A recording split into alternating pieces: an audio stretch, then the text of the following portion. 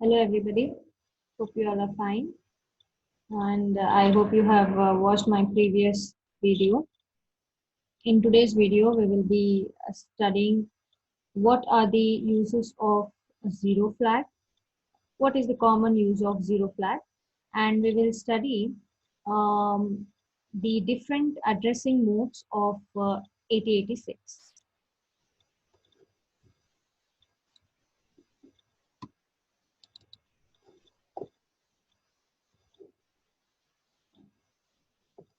Okay, so use of zero flag for looping. Okay, out of all the flags of 8086, one of the widely used flag of the flag register is zero flag. Okay, and one of the most common use of zero flag is to implement in the program loops. To implement in the program loops. How it can be used in implementing the loops in a particular program, we'll see that. We have studied this. We are familiar with this because we have seen this in 8085 also. We will refresh our memory. So now here, loop, the set of instructions that is repeated a number of times, right? We know this loop is nothing but the set of instructions which is repeated number of times. Okay, now considering an example wherein which we are trying to add 5 bytes of data. Okay, in order to add 5 bytes of data, a counter can be used to keep the track of how many times the loop needs to be repeated, how many times the loop needs to be repeated. All right, we know this. Counter register is always usually used to have the count, to keep the count. All right, the number of times the loop has been repeated. Each time the addition is performed, the counter is decremented. Each time the addition is performed, the counter is decremented by 1. Right? Then, after decrementing the counter by 1, the zero flag is checked, whether the zero flag has gone high or not. All right. When the counter becomes 0, the zero flag is set to 1. All right. And the loop is stopped. Now, how are we going to implement this in our program, in our code? All right. Let us see that. CX used as counter and BX is the offset pointer here. DX is the offset pointer along with SI and DI. These three registers, DX, SI and DI, are used as offset pointers in case of which register, in case of which segment, the data segment, DS. Okay, this we have studied previously. In case of data segment, DX, SI and DI are used as the pointer registers, means to hold the offset address. Then AL is initialized. After each iteration, zero flag is checked. By which instruction? Jump if no zero. Alright. Jump if no zero instruction also we are familiar with, isn't it? So jump if no zero instruction. Now let us see how this jump if no zero instruction is used along with the counter register, AL register. Alright. Then here, yeah, that is what is explained here. J and Z is nothing but jump if no zero. That means if zero flag is equal to 1, if zero flag is equal to 1 means what? The content of CX has become 0. The content of CX has become 0. That means the jump is not performed and the instruction below the jump instruction will be executed. Okay. If ZF is equal to 0, if ZF is equal to 0, that means your CX is a non-zero. CX is non-zero means the number of iterations are still to be completed. All the number of iterations are not completed yet. And then the jump is performed till the counter becomes 0. That is what we learned from this. Now let us see the example code. For example, move cx comma 5. To add 5 numbers, to add 5 bytes, so 5 times the iteration has to go on. So that is why I'm loading the counter register with 5. So cx hold the loop count. Move bx comma 0 to 0 0 h. Move bx comma 0 to 0 0 h means what? Bx here it is used as pointer register, right? So this bx pointer register is used for fetching the data from the data segment. Okay, for a pointer register for data segment. Got it? Bx, Si or Di are used as pointer registers in order to access the data from the data segment. That is what we are doing here. We are loading a offset address in the pointer register. Okay, Bx holds the offset address of the data. Move al comma 0. We are initializing al register. Okay. Now add underscore lp is the label, right? What is the first instruction in that? Add al comma bx. This bx, when it is written in a single bracket, that means it is holding the address of the data. Okay. What does that mean? Now the initial content of al is 0. Then the content of the memory location 0 to 0 0. 0 to 0 0 is present in bx, which is acting as the address of the data. Okay. Suppose 0 to 0 0 is having 0 to 0 0. Okay. Here it will be ds. ds is to 0 to 0 0. This is the offset address. This is the data segment. Segment value we don't know. Okay.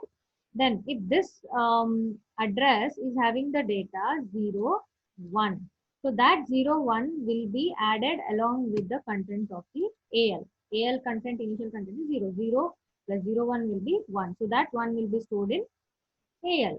Okay. Now increment bx. Now increment bx means the content of bx will become 0 to 0 1. Okay, this ds will remain same. I'll not keep on writing ds. Okay, it is difficult for me to use this pencil and write. Next, increment bx means 0 to 0 1. So whatever, if the data is 0 2, that 0 2 will be added with the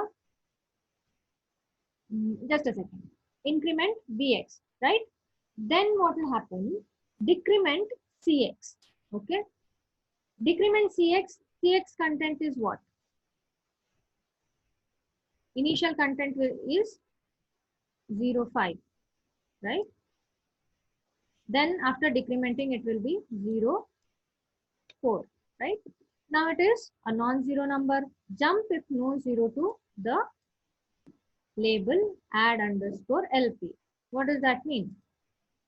Jump if no 0. It is a non-zero number, so it will go back to the label. There it will come across add al comma bx.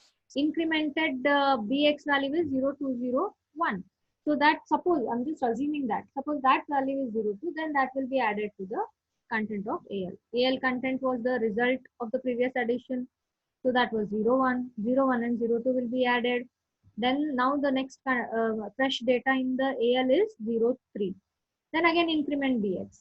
Increment bx 0 2 0 2. 0 2 0 2 will be the next incremented value. ds I'll not write. Okay, it will unnecessarily consume time. Then decrement cx. Now cx will become 0 3. Jump if no 0 2.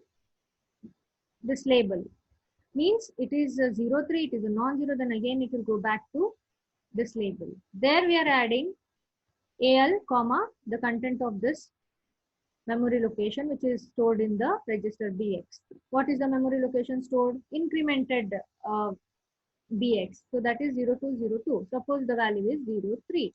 What was the initial value there? 0 2 and 0 1 जो addition हुआ था उसका result al में था. So 3 plus 3. Now 6 will be present in AL. Then increment BX. Increment BX 0 to 0, 3. Okay. Suppose the value is 0, 4. We'll just assume. Then decrement CX 0, 2. It is again non-zero. Then it will jump to this label. Then add AL comma BX. What was the previous content? The addition of 0, 1, 0, 2 and 0, 2, 0, 6. 0, 6 plus 0, 4. Okay. That is 10. So 10 is loaded into AL. Then next, increment BX. Increment BX 0 to 0, 4. Okay. Suppose the value here present is 0, 2. Okay. Now, decrement CX 0, 1. It is again non-zero, right? It will go back to the label because it is non-zero. Jump if no zero to the label add underscore LP. Add the content of AL. AL का previous value क्या था? Addition of all this. That was 10. 10 plus 2 is 12. 12 will be loaded in AL. Increment BX. Increment BX ठीक है. 0 to 0, 5 हो जाएगा, right? फिर decrement CX. It is 0, 0. Okay. Now jump if no 0. It is 0. It is not a non-zero number. So that means your ZF will go high now. ZF will become 1, right? After encountering this. So when ZF will go high, then that will come out of the loop and execute whatever instruction is next. Okay. If HLT is written, then it will halt the instruction. So what is the final value that is present in accumulator register? That is 12. Addition of all these numbers. So how many numbers it has added? 1, 2, 3, 4 and 5. So we have successfully added 5 digits. Okay. 5 bytes of data we can say. And the data is present in AL register. Okay. I hope you have understood this. The next topic is addressing modes of 8086. Okay. So why do we require this addressing modes? We know to access the data from the CPU, from the memory, to access the data, there are various ways in which you can access a particular data. All right. So those various ways are called as addressing modes. Let us read what we have written here. The CPU can access operands. Operands are nothing but the data which needs to be manipulated using the instructions in various ways. Okay. To access the data, there are various ways which are called as addressing modes. The number of addressing modes is determined when the microprocessor is designed and it cannot be changed. All right. The 86 provides a total of 7 addressing modes. Okay. So you got to be very familiar with all these because it is definitely an important question. 7 distinct addressing modes. Number 1, register addressing mode, immediate addressing mode, direct addressing mode, register indirect addressing mode, based relative addressing mode, indexed relative addressing mode, based indexed relative addressing mode. Okay. Then what am I trying to say here is we will make use of add and move instruction to explain all the addressing modes. Okay. To keep it simple, for understanding purpose, we will make use of only add and move instructions. All right. So let us see the first one. Register addressing mode. All right. First one is register addressing mode. Okay. The register addressing mode involves the use of registers to hold the data to be manipulated. All right. We are going to make use of the registers in register addressing mode. The registers are going to hold the data that needs to be manipulated, all right, by the instructions. That such modes of accessing the data wherein which we are making use of registers are called as register addressing modes. All right. For example, move dx comma dx, move es comma ax, add al comma bh, BX and DX. All right. Both the sizes are matching. Both are 16 bits. Move ES comma AX. ES is what? Extra segment. And AX is a general purpose register. All right. Okay. And both the sizes are 16 bit. Add AL comma BH. The size of both the registers are 8 bit. Then the source of the destination size must match with each other. The source and the destination size must match with each other. Okay. The source as well as the destination size must match. All right. So this you have to keep in mind. Immediate addressing mode. In immediate addressing mode, the immediate addressing mode, the source operand is constant. We have seen this. We are very familiar with this. In 8085 also we have studied, right? Source operand is a constant. The operand follows the opcode immediately. Okay, so it is quicker, they say. Move AX comma 2550. It is a 16-bit data loaded into AX register, which is also 16-bit in size. Move 625 in CX. So how this will be loaded? 0625. 06 will be loaded in CH and 25 will be loaded in CL register, right? And move DL comma 40. This is 40-bit data and it is loaded in, sorry, this is 8-bit data which is loaded in 8-bit register, all right? So this is also legal. Move DS comma 0123H. Why is this illegal? Because we cannot make use of immediate addressing mode in case of segment registers. The segment registers cannot be loaded with the immediate data. All right. So that is why what do we have to do? We have to make use of any other non-segment register. Like for example, this. Move ES comma AX. ES is also a segment register and AX is a non-segment register, right? So the data from the non-segment register can be loaded into EX. So how we can write this? Move AX. In place of AX, you can make use of any non-segment register. 0, 1, 2, 3, H. Then move DS, okay, DS, comma 0, sorry, comma AX, comma AX. So this is how you can write the instructions for this. Okay. We will stop here and then continue with the direct addressing mode in the next video. Thank you so much for watching. Stay safe, stay at home. Take care.